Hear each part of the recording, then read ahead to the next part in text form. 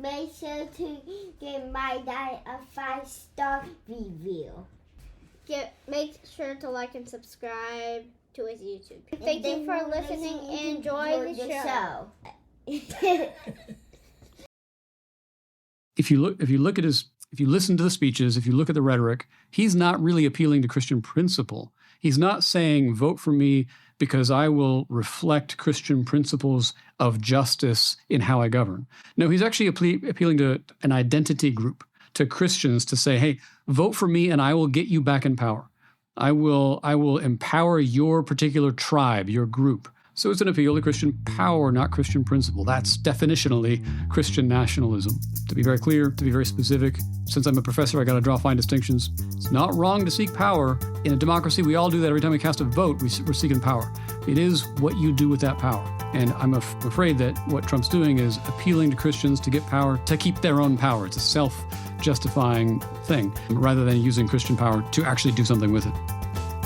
Well, hi there, Faithful Politics listeners and viewers. If you're joining us on YouTube, make sure that you like and subscribe, hit the bell button so you can make sure you're getting notifications about our content. It's great to see you guys again. I'm Josh Burtram. I'm the faithful host. And as always, we have our political host. Hey, Will, it's good to see you. Hey, it's good to be seen, Josh. Thanks. Absolutely. And today we have the pleasure of having a conversation with Professor Paul D. Miller. His PhD is from Georgetown University. He's a professor of the practice of international affairs at Georgetown University's School of Foreign Service and co-chair of the Global Politics and Security Concentration. He spent a decade in public service as a director for Afghanistan and Pakistan on the National Security Council staff, an intelligence analyst for the Central Intelligence Agency, and a military intelligence officer in the U.S. Army. His writing has appeared in Foreign Affairs, The Dispatch, The Washington Post, Providence Magazine, Mere Orthodoxy, The Gospel Coalition, Foreign Policy, and elsewhere. He's the author of several books, and we're going to talk to him today in particular about a book he wrote a few years ago, The Religion of American Greatness, but also anything else that comes along with that. And that particular book, The Religion of American Greatness, is through InterVarsity Press. And it's great to have you on the show today, Paul. Thanks so much for being here. Yeah, thank you for inviting me on your show. Appreciate it. Absolutely. So I got to ask just if there's anything I missed in that introduction, kind of who is for our audience, it's a pretty diverse audience, who's Paul Miller and how'd you get into writing books about the religion of American greatness and Christian nationalism and things like that? What got you into this sphere? So I'm a Christian. My wife and I attend a Southern Baptist church in the suburbs of D.C. You heard my bio. I mostly focus on international affairs, but about 10 years ago, I realized that foreign policy is downstream of national identity. And the kinds of things I was saying about America's role in the world were premised on a certain understanding of what it means to be an American. And that understanding just wasn't shared by a lot of Americans. A lot of Americans thought of our country differently. And specifically, the way they related their Christianity to American identity was different than the way I was doing it. So that led me on a half-decade-long project to research and write this book on Christian nationalism. Christian nationalism, to maybe anticipate your first question, I think Christian nationalism is the belief that America is a Christian nation and that the government should keep it that way. And that's just, I think, fundamentally at odds with the way I think about what it means to be an American. I'm a Christian, I love America, and I want America to do well and to be governed justly and wisely. I think that's a good thing for us to work for and pray for. But I don't think it's helpful to characterize our country as being a constitutionally Christian country. Obviously, we can recognize the ways that Christianity has influenced our nation, our culture, our history, and that's one thing. But to assert that our government has a responsibility to keep it that way, that's a statement about the relationship between government and the church, really. And I don't go there. I think that's an unwise way to think about American identity. I'm curious, Paul, and I like asking these questions to a lot of our guests because in my experience, everybody that comes to this particular subject area, Christian nationalism, kind of the integration of faith and politics, like seem to have had like an aha moment where you're like, wait a minute, like the way that faith is being used kind of in the political sphere, bothers me because it doesn't seem like it's consistent with, what I know about the Bible, what I know about American politics or whatever. So like, was there a moment for you where you're like, wait a minute, like Christians in this country are really trying to make it a Christian nation? And what about that moment, if there was one for you, that really kind of, send up red flags for you? Yeah. So there's an aha moment. It's an aha moment about the right generally, and maybe not quite so much about Christian nationalism specifically, but I'll share this aha moment. It was November of 2015 when ISIS attacked Paris, killed 140 people at a nightclub. It was a terrible, terrible thing. And it was that was the occasion when Donald Trump, then running his first campaign for the presidency, said that we have to ban Muslim immigration into the United States and we have to kill terrorists and their wives and children. Go look it up. It was in December of 15 when he said that. And when I heard him say that, I thought, this is wrong. This is unjust. This is not conservative. This is not the right conservative. And by the way, I'm sitting here working at the CIA and teaching about counterterrorism. I've got no soft spot here for jihadists. But I think that this is the wrong way to think about fighting a war against jihadists. It's quite plainly and obviously wrong. But Trump's poll numbers went up. It went up with conservative Republican voters on the right, I think most of whom profess Christianity. And that was my aha moment. Many of my fellow conservative Republican Christians are thinking differently about America's role in the world and what we do to combat our enemies in ways that I thought were just obviously unchristian. And yet somehow many American conservative Christians were perfectly fine with this. And that was when I thought, I do not understand my party anymore. It's also when it stopped being my party. Wow.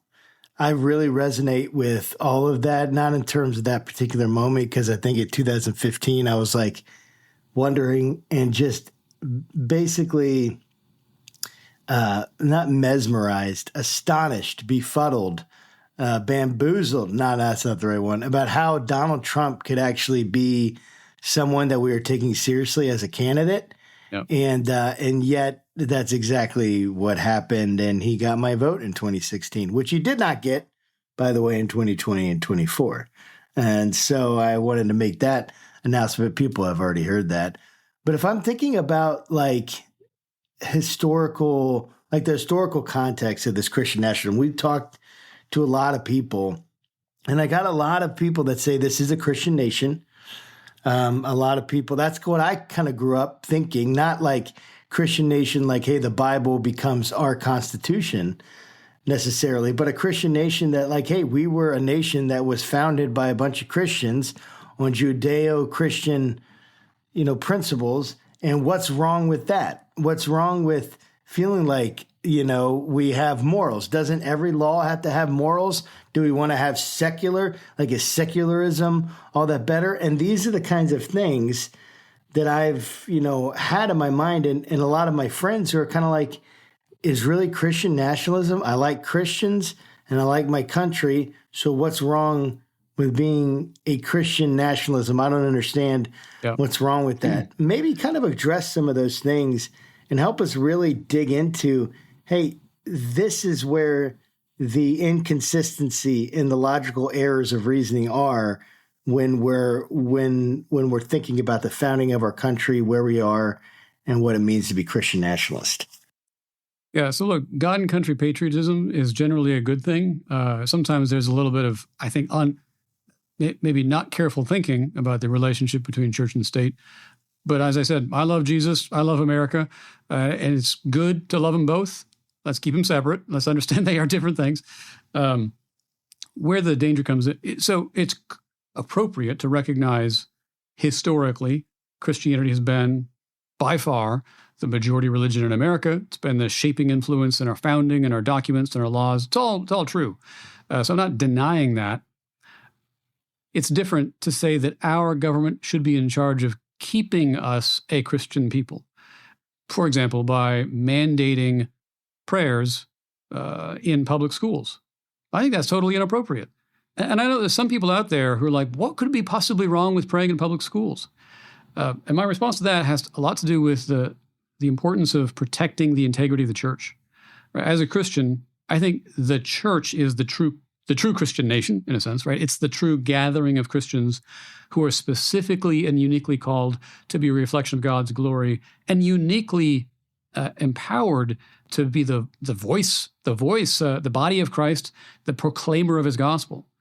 And if you invite Caesar, if you invite the public authority, a government employee, to start leading prayers, mandatory prayers in a public setting, you're actually asking Caesar to start preaching the gospel. And that's wrong. It's wrong in principle to take that away from the church.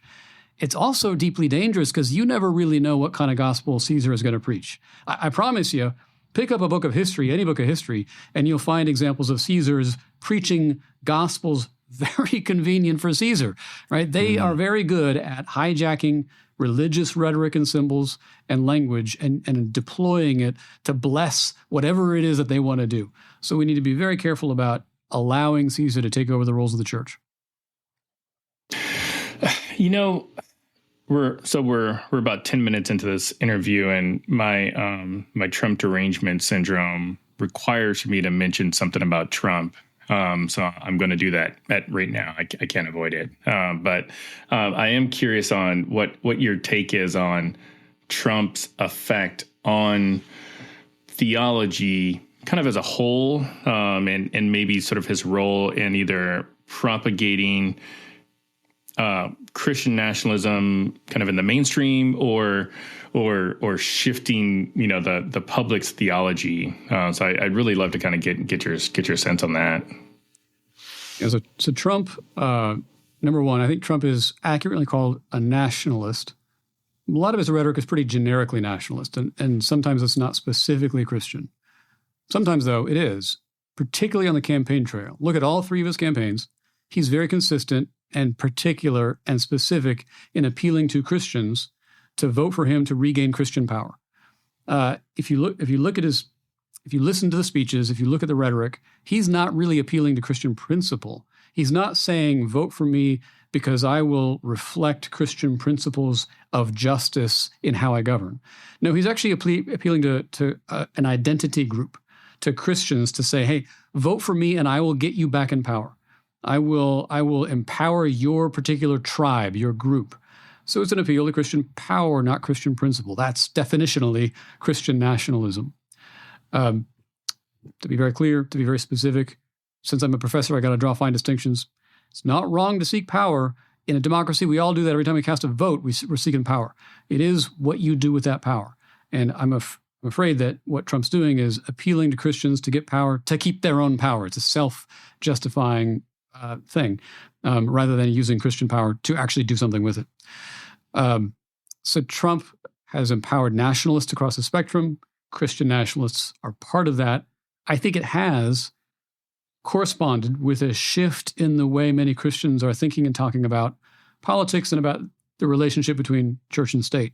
There's now a revival, a cottage industry. There's a broad intellectual movement on the right among theologians, some pastors, and a lot of thinkers and pundits. So,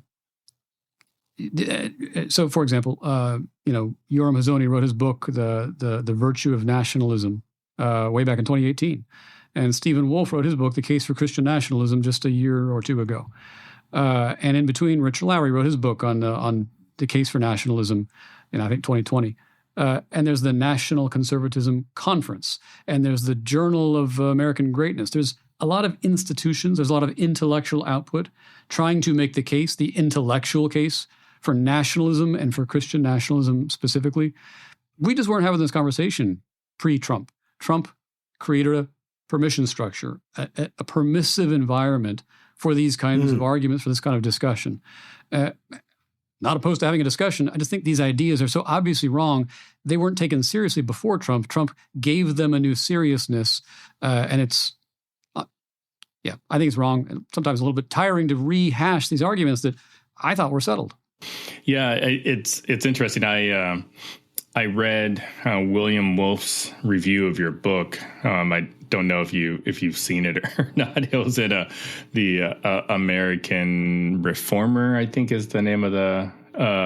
He essentially said, this is a book that never should have been published. Because it's in line with it's forward David French and Sam Perry, and I mean it clearly did not. It struck a chord, I think, with those that you just described that kind of have sort of these nationalistic tendencies. Yeah, where do you see the mission of the church actually playing its proper role in political engagement? Like, what is an ideal? And I know, right, as an intellectual and as a professor, right, you're drawing fine distinctions, and maybe we don't want to state hey, here's some ideal or, that isn't necessarily well thought through. But I would love to hear if you do have the thoughts on it. Traditionally, the church is focused on spiritual and transformation, discipleship. Well, I guess actually in some ways, traditionally, the church has tried to get political power many, many times during its long history. What do you think, what is the relationship between the church? What should it be between the church and political engagement?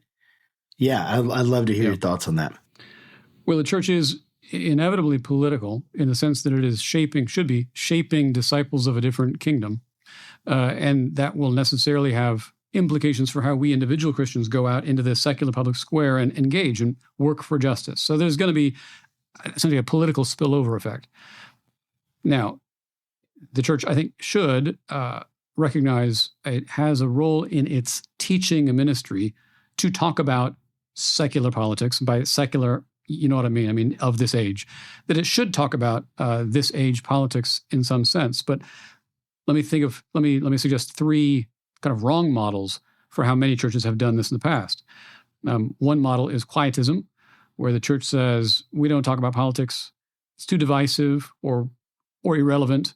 And we're just going to talk about just focus on the gospel, right? That quietism functionally teaches the Christian that their faith has no political implications. And that, I think, is false. That's sort of essentially false teaching. The second model is hyperpartisanship, where you say, my faith is embodied in one political party and one political party only, and to vote for the other party is sin, and you're not welcome in this church if you belong to that other party, right? That kind of rank partisanship, the equation of righteousness with your party is also wrong. And the third, maybe more common model, particularly in white evangelical churches, is the essentially single issue, or really it's 2 or 3 issue advocacy, where you preach the gospel, you're quietist on most issues, and then you preach about the evils of abortion, and maybe gay marriage and the need for religious freedom, right? And that's what a lot of churches do. They will selectively engage on a couple of single issues. I think all three models are not well-rounded, healthy models of church teaching about politics. I think God says in the Old Testament, justice is the foundation of his throne. And what is required of us but to do justice, love mercy, walk humbly with your God.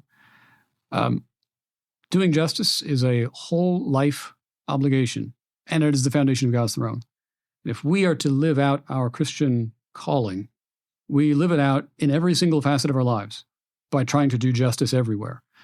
That's how I would want the church to begin thinking about and talking about and teaching about politics. What does it mean to do justice in every facet of your life?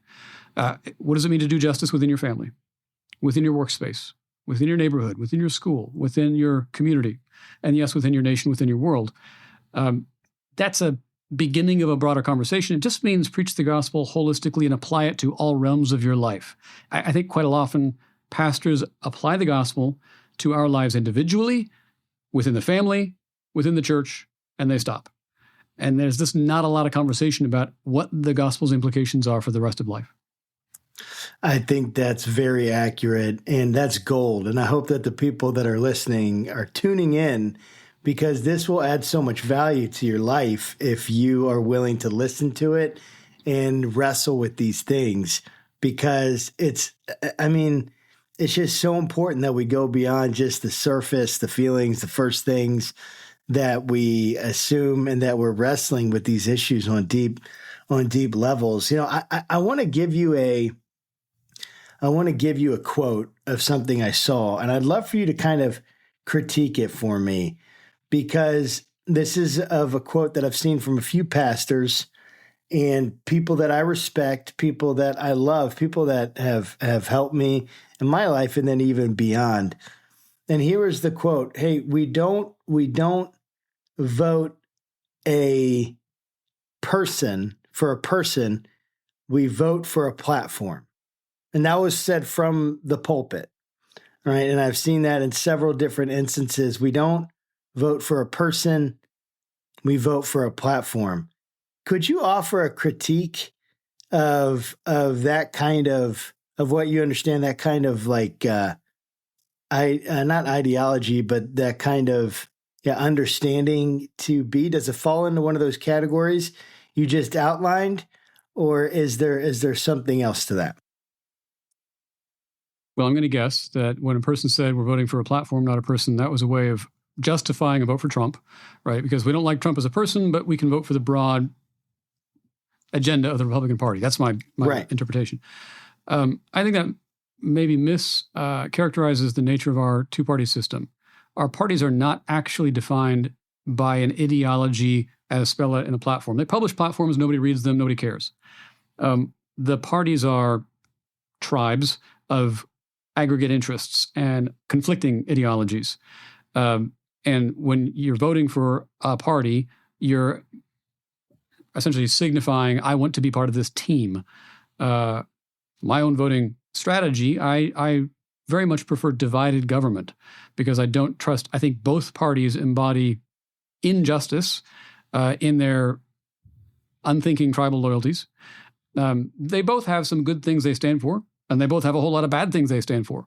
And so I feel most comfortable, most safe in divided government when the parties check and balance each other. That's when democracy works the best. Unfortunately, it looks like we may actually have a Republican trifecta. We're recording this just a week after the election. Yes. And I think that's a bad thing. It'd be a bad thing if the Democrats had a trifecta. I think it'd be a bad thing if the Republicans do. They might be more efficient, but they'll be more efficient in both the good and the bad things that they stand for. And I don't like that. I'm scared of that. So I think it's a misnomer to think that parties actually stand for their platforms. Platform's a PR document. It doesn't actually mean much. It's a signaler about which interest groups are being bought off by the parties. Pardon my cynicism, but this is how deep it goes. Hey, man, it's all good. Yeah. So yeah, I don't take the parties, I don't take the platforms too seriously.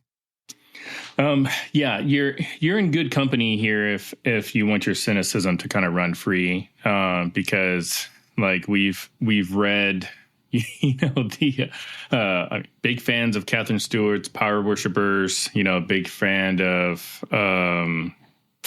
Tim Alberta's book. Like we understand that like there's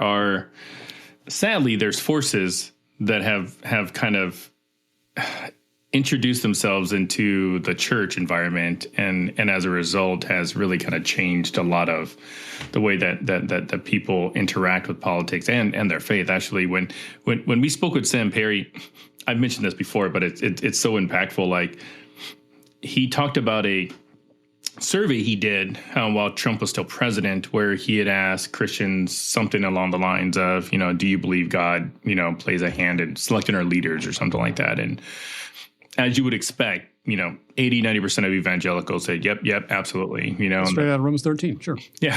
And then they issued a survey when Biden got elected, and that number was like cut in half. So basically it's like you went from like 80% to 40%, which in our discussion with Sam, he was just like, so politics is affecting our theology. It's affecting how we actually engage or view God in some form or capacity. And like that was just such a scary thing for me to hear, because you're like, wait a minute, this faith that I belong to, because I'm a Christian too, and I'm a Democrat. So like that is possible, even though I've been told I can't be a Christian and a Democrat. But, the fact that politics can have this sort of effect in a negative way on our faith, I think really should, open up politicians' eyes to what they're doing to theology. And I tell you that story because I want to ask you this question. Like, we've seen the effect that politics can have on religion, but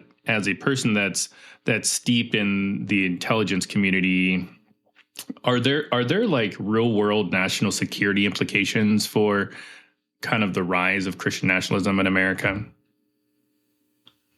Well, this is where we should talk about Russia. I confess I have a harder time wrapping my head around this because this is a bit speculative, but you do hear occasionally some pundits on the right admiring Russia. They're taking Vladimir Putin's propaganda at face value. Putin says that Russia essentially is a Christian nation, right? They are pretty clearly Christian nationalist with the way they marry the Orthodox Church with Russian nationalism. And he critiques the West for its moral degeneracy. It's very similar to the critique that a lot of conservative Christians have made of America. And so you have conservative Christians and the Russian government saying the same thing about America, and that makes the conservative Christians look at Russia and they're like, maybe you're a fellow traveler, maybe you've got a point.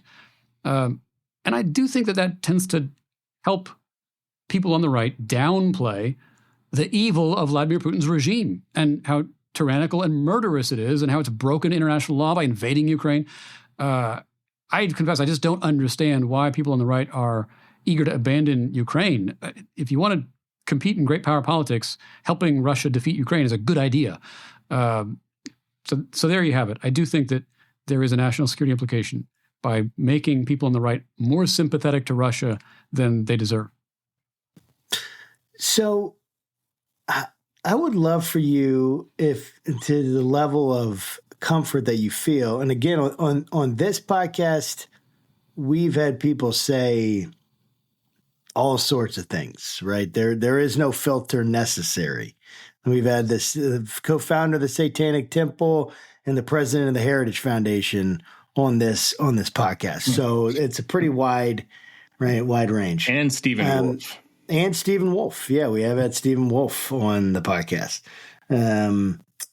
But what are you concerned about? And are you concerned with a Trump reelection and maybe the breakdown of democratic norms?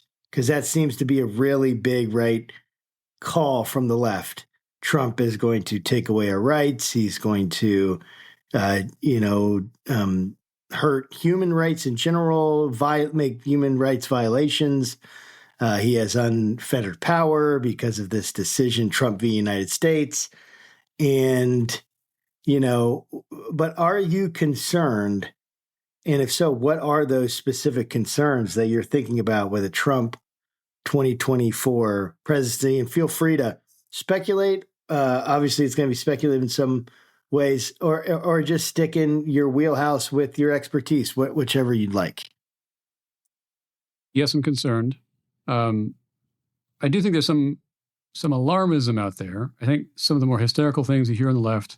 Look, Trump's not going to suspend the Constitution, or if he tries, I think that people will stop him. We're not that far gone yet. I don't think Trump is going to try to pass a law that gives legal privileges to his supporters and officially persecute the rest. It's not that pronounced of a sort of authoritarianism. Here's the kind of thing that I think are likely to happen. Number one, on foreign policy, I think he has bad foreign policy. I think that maybe Russia wins the war. I think that Ukraine is defeated. I think that empowers China, so on and so forth. I think that the quality of governance overall in America will continue to decline. And I will say continue. It's not unique to Trump. As corruption and incompetence become more the norm, it's just going to be a slow, gradual, imperceptible decline in the quality of public services. And I can't point to one thing and and prove to you that it's because of Trump, but I know that the overall quality is likely to decline over time as you have, more corruption, more incompetence at the highest levels of government. But I'm concerned as well, number 3, for the erosion of the guardrails, the checks and balances, the rule of law that keep democracy working and happening. Again, it takes a lot of time for that stuff to erode. So again, I don't think Trump's going to declare himself dictator, but maybe 50 years from now, his far-off successor will. I don't think that's irrational to fear that. Let me give you one very specific example I think I'm very worried about. If Trump actually does pardon the January 6th rioters, people have been convicted of violent crimes, of storming the Capitol, beating police officers, that would be, to me, an indication of that we should be pretty alarmed. Think about for a moment what would happen if Trump pardons the J6ers. It gives a blanket sense of immunity or felt permission by Trump's most ardent supporters across the country to act with impunity and do whatever they want at any political rally, at any political event, anywhere in the country. They will think they can intimidate, bully, and even attack local officials, state officials, county officials, federal officials with impunity and get away with it because Trump will just give them a pardon. It converts, to be very hyperbolic, it converts the MAGA movement into the brown shirts, right? To be as alarmist as I can be, it would convert the MAGA movement into the brown shirts, to the, Nazi stormtroopers who helped secure and keep Hitler in power. That's what pardoning January 6th, that's the road it could lead us down. Again, it won't get us there overnight, but that would be, to me, deeply alarming if he undermines the rule of law, politicizes the judicial system, and gives a blanket sense of immunity to the J6ers. I'm really glad that you're much more optimistic about the institution than I am. I mean, like, that was optimistic. It's much more. Thanks for your optimism, Paul. Compared to where I'm at, because we were just talking about this last night on a live episode we did, and also I've just been having these same conversations with friends and family about the pardoning of the J6ers, and obviously, like you'll get the what about the BLM protesters and blah blah blah, and I'm just like, fine, they did bad stuff, they should be prosecuted, they shouldn't be pardoned, be bailed out or whatever, but also, like, if he doesn't pardon them, like, I think Trump is going to sort of weigh the two of, like, if I don't pardon them, like that was sort of a mainstay of his rallies. I mean, he starts with, like, the national anthem that the J6ers were singing from, like, their cell block, and if he comes out and doesn't pardon them, I think he's going to lose, like, maybe, I don't know. I mean, he's pretty untouchable, but, like, I don't think it would sit well. So, I mean, I'm under the impression that I think he probably will pardon them in some form or capacity. Which leads me to kind of think a little bit more about sort of this nationalism thing that you had talked about earlier. Like, you've spent a lot of time, military, CIA, intelligence. Like, I think that your views on, like, nationalism are colored by, like, a rich experience kind of in, systems and governments that probably we would never want to have replicated here. So, like, can you talk a little bit about sort of, like, your background and how that does color, like, or how it informs sort of your views on nationalism that you're afraid of seeing here? Well, I spent 20 years working on what was then called the War on Terror, 10 years in government, and then, kept on studying it as a scholar afterwards. And one of the big questions we had was, essentially, why do they hate us? What's the process of radicalization? What creates a group of military-aged young men to adopt an ideology that leads them to commit acts of political violence? And don't want to overdraw the analogy. There's some differences. But I think you can say that any social movement has its moderates and it has its extremists. And some small portion of extremists are open to the idea of violence. And that's essentially how I understand January 6th. It was a very small number of people who committed an act of political violence, but they were, I believe, enabled by a much broader community that gave them a sense of felt permission that they could do this. And again, that's direct parallel with what we were looking at with combating the jihadists. There's an extremely large pool of people sympathetic to the cause, or you might call them broadly Islamist without being violent jihadists. And the Islamists were the ocean in which the extremists swam. They were the enabling condition. And so that's kind of how I think of sort of Christian nationalism, right? Most Christian nationalism is fairly innocuous. It's peaceful, it's moderate, it's popular, it's very widespread. And I'm talking about the Christian nationalism of a Star-Spangled Flag and waving the flag on Memorial Day at church and saying, "Blessed is the nation whose God is the Lord," Psalm 33:12, and implying that that's America. Right? That's Christian. That's, by the way, that's bad biblical hermeneutics. That verse is not about America. But it's very common in a lot of evangelical churches in America. It's not storming the Capitol, but it's very common. The guy who storms the Capitol, he's definitely there at the Memorial Day, church service, and he gets that sense of felt permission by the widespread popular misconception of American identity. And so that's the dynamic we need to keep in mind. There's a widespread popular social movement. It's not wrong or illegal or violent, but it does provide the grounds, that it's the seedbed in which extremism can grow. That is like so insightful, because just thinking about that, we wonder like, hey, where did that come from?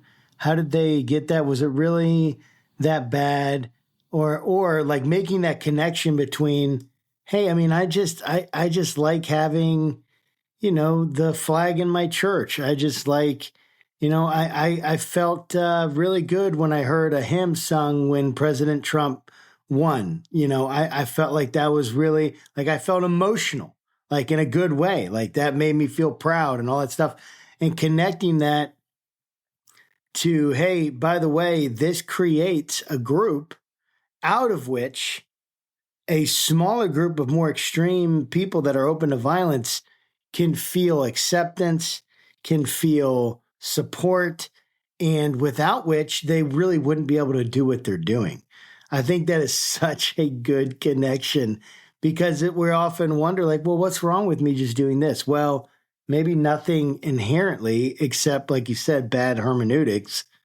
But what makes it wrong is this: you're creating an environment in which these kinds of things can be supported, accepted, or right at a minimum just kind of ignored, or hey, they were trying to be patriots in their minds, right?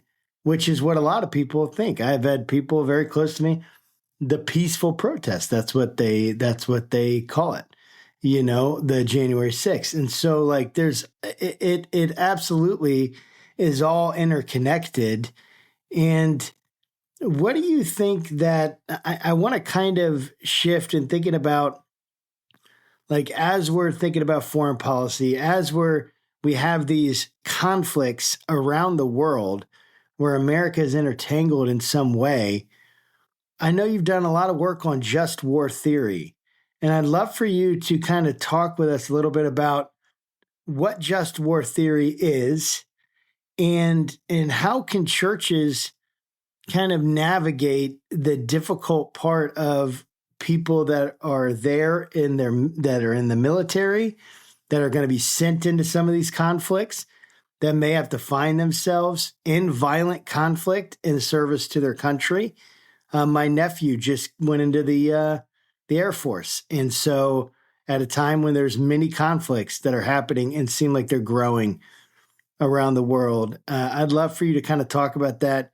And then anything broader about the conflicts that we're seeing right now in general in their importance. Thank you for the question. Before I tackle just war theory, let me just say on the kind of the mainstream, Christian nationalism stuff, I think that the solution is a healthy God and country patriotism. I think it's actually really important to have healthy patriotism as the best antidote to the unhealthy nationalism. I don't want to fight Christian nationalism by saying, stop being patriots, don't like America, and keep God out of the public square. That's not at all what I'm saying. We need healthy patriotism. and Christians should absolutely be in the public square advocating for justice and advocating for our values, with a few sort of caveats on that. So I just want to make sure I'm clear on that. I think the way to fight Christian nationalism is with a healthy patriotism. Now, that leads to your question about just war theory, because patriotism does recognize that our country does sometimes have a responsibility, sadly, to use the sword that God has given the state to uphold justice, order, and peace. It is a legitimate function of the state. This is what Caesar is for. Romans 13, God gave the state a sword and permission to use it. I know that's the truth that a lot of people are uncomfortable with. I found it, especially a lot of younger Christians are kind of instinctive pacifists because they've never been taught otherwise. But I think, while I can respect individual conscience, I think Caesar has no grounds to lay down the sword. It would be a dereliction of duty. It would be irresponsible and immoral. And so we do have occasions when we must use the sword against those who present a violent challenge to public order and justice and peace. When there is a violent challenge, you have to use violence in turn. That also points to Genesis 9 in the covenant with Noah, where God says, whoever sheds the blood of man, by man will his blood be shed. God is delegating, he's commissioning us, he's authorizing us, giving us the responsibility to uphold earthly order and peace, even with the tool of violent coercion. That's clearly the case when you're being attacked. As Ukraine was attacked by Russia, I think Ukraine is most clearly and obviously fighting a just war of self-defense against Russia. And when they're fighting a just war, they're permitted to seek allies. And I think it is wise and prudent for us to assist their fight for independence. I think it is both strategically wise and morally permissible for us to do so. Israel, same thing, is fighting a war to defend itself, recover hostages, and live free of fear that they've been living with for decades. They've been the victims of essentially a century-long onslaught against their legitimacy as a state, and it is right for them to fight for their own independence.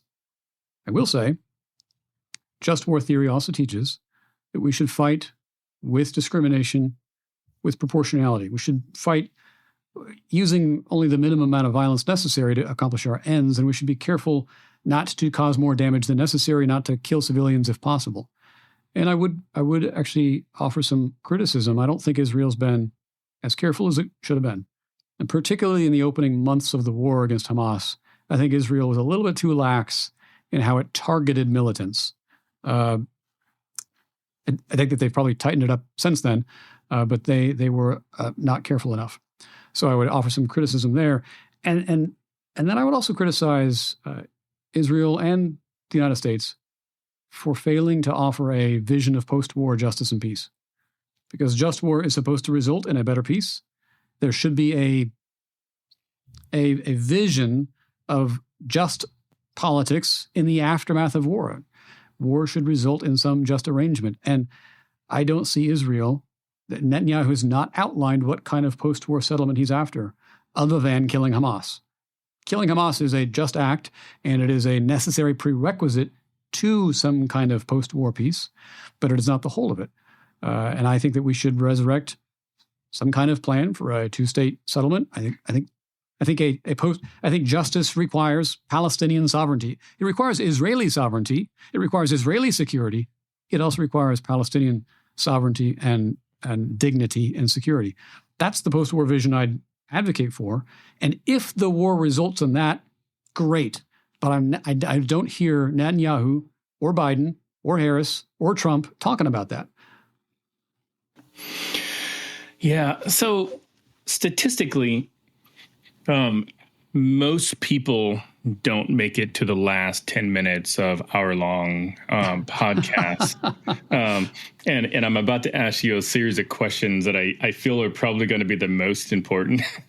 So I don't know, maybe our audience can play the podcast backwards, or I don't know. But I want to talk about hope and also what to do about Christian nationalism, because I really appreciated you identifying that Christian nationalism is almost on a spectrum. You got the hey, we're going to have a 4th of July thing at our church, but but that on one end, and then you've got the, we want to basically put Bibles in the 10 Commandments in every classroom in America kind of thing, kind of as the other end. So if Christian nationalism, is sort of this really, really bad pox on the American Christian church, because I think it ruins our witness. I think we tell people we're Christians, we believe in Jesus, we want grace, love, blah, blah, blah. And then people are like, yeah, but what about those other guys, So what's the answer to Christian nationalism, and who bears kind of the brunt of the responsibility to kind of help our country, separate itself in a healthy way where both patriots and believers, can enjoy sort of this pluralistic society we live in, while also wanting the best for our country. Yeah. So my answer on this all year long was something like this: victory has 1,000 fathers, and defeat is an orphan. If you want to see Christian nationalism, less popular, it has to lose. You have to defeat the thing, and that means defeat at the polls. It also means intellectual defeat through debate and argument and persuasion. It also means, proper teaching about ecclesiology and political theology and all that. Well, it just won, and so I'm not sure what my talking point is now. Clearly, I don't think that the 2024 referendum vote was a referendum on Christian nationalism, and so the right shouldn't take it as full endorsement for all of its stuff. It was a referendum on inflation, which turns out to be deeply unpopular with most Americans. That was what the election was mostly about, and crime and immigration. Nonetheless, the right will take it as vindication for all of its ideas, which it shouldn't. So in a sense, I think that the best thing we can do is let them fail.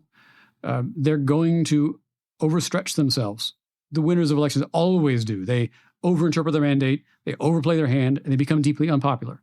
So let that play out. The Democrats will pick up seats in 22. I think that the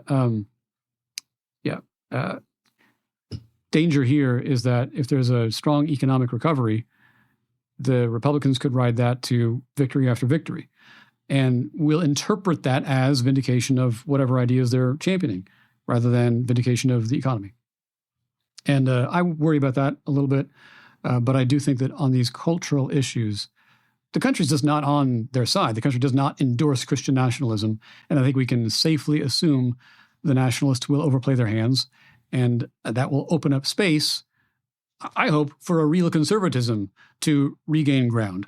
I would not want to see, progressivism gain ground, but I want to see an older-fashioned kind of libertarian conservatism make its case again.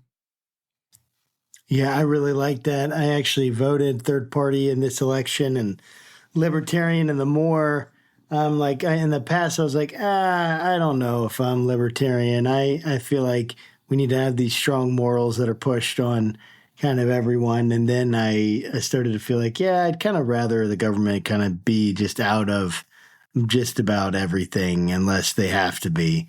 Whatever that balance is, I'm not sure, but I feel like it's just too much right now. Go ahead. It's interesting. As a practical matter, I find myself thinking and feeling more libertarian by the day because I just don't trust the government under either party. But theologically, I think there is a different answer. And this is, the subject of 2 books from now. The vision of justice I want to uphold is of I'm going to call it a natural law republic, which includes democracy insofar as a republic treats all citizens with equality and seeks the citizen's voice. But it is rooted in a transcendent moral vision, but it's not a moral vision of Christianity. It's a moral vision of natural law. I think that's the right answer, and that's what we should advocate for. There's no party that stands for that right now, and so that's why my instincts are just more libertarian. But I would want to see over time the growth of a voice for a natural law republicanism, small r republicanism, take root in American political culture. It's not there right now. It'll take a generation, but that's what I would hope and pray for in the long run. Yeah, maybe just go into that just a little bit more. I mean, we only have a few minutes left, and we will have like a last question about what you're working on. But I was going to ask what you're working on. So I'd love for you to go into that just a little bit more. Like, what are we talking about when we say natural law, that it's transcendent? And what do we mean when we say little r Republican? What's going on with that? I'd love to hear more about that. I'm really interested. Well, what I'm working on is it's a trilogy. The Christian Nationalism book is volume 1. Volume 2 is probably a book about the progressive left and what's wrong with it. And volume 3 is the kind of the way forward. What is the right answer? And I think the right answer is natural law republicanism, which is basically democracy, civil rights, and all that. But it's given a bit more grounding, a bit more philosophical rigor, and a bit more explanation of how it ties to Christian political theology. We should seek justice, not theocracy. By what standard of right and wrong then do we govern? I think the standard isn't the Mosaic law. I think it's natural law, which is accessible to all people, Christian, non-Christian, Jew and Gentile. Everybody has access to natural law. And by the way, everybody, every religion, every civilization, every government bans murder, bans theft, right? Lying is wrong. Quite a lot endorse the golden rule. This is what I mean by natural law. It's universal moral principles that are applicable across all cultures and times and nations. That's the moral standard that it should inform our public life together. That's the grounds on which we Christians should advocate for our values, and we should, but we should do it on the basis of natural law, not special revelation. I think that's the key. Hey, Paul, how can people get a hold of you, follow your work, buy your book, and then lastly, maybe you can closes out with like what gives you hope for the future? Yeah, you can buy my books on Amazon. I'm on Twitter, Paul D. Miller 2, and I go for a year or so without tweeting, and then I tweet a flurry in a week, like I did this week. I'm always consider getting off completely. As for getting a hold of me, just don't. I'm too busy writing the books. No, I'm kidding. Of course. It sounds like me. Yeah, I'm actually relatively easy to find on the Georgetown University website, especially if anybody wants to invite me for another conversation, podcast, lecture, talk, panel, whatever. I'm always available for that. So Twitter and that sort of thing. I'm available. And hope. What gives you hope? The fact that we are citizens of the kingdom of heaven. Our citizenship is not of this world fundamentally, and that is a kingdom of perfect justice and perfect peace, and that should give us all hope. If your earthly politics are discouraging, and look, in 21st century America is not a terrible place to live. We should be grateful for what we have. In a democracy. By the way, the election was not contested. It was a pretty clear winner. There was no lawsuits. There was no recounts. Like, I'm grateful for that. I really am. So that gives me a little bit of hope that our institutions of democracy are still working. Wheels are still moving. I think that many of the checks and balances are still working. So we can take some comfort in the fact that if you're discouraged by the election last week, there's still a lot to be encouraged by. I love this country. But be more fundamentally encouraged and hopeful in our citizenship in the kingdom of heaven. That's really awesome. Well, thank you so much, Paul, for stopping by and chatting with us. This has been a pretty phenomenal conversation. I know I got a lot from it. So for our audience listeners, we will make sure we put all the links for Paul in the notes so that way you can't get a hold of him. As always, make sure you keep your conversations not right or left, but up, and we'll see you next time. Take care, everybody. Thank you. Okay. Hey there, Josh Burtram here, faithful host of the Faithful Politics Podcast. I want to let you know about a compelling new spinoff, the Faith Roundtable, where I'll be interviewing top faith leaders, theologians, and scholars to unpack the pressing issues that are shaping the church in America today. We'll dive into topics like faith in public life, social justice, and how we can engage our communities more effectively. Make sure you don't miss any of our enlightening conversations by subscribing to it on our YouTube channel. Join me at the Faith Roundtable, where deep discussion meets thoughtful insight.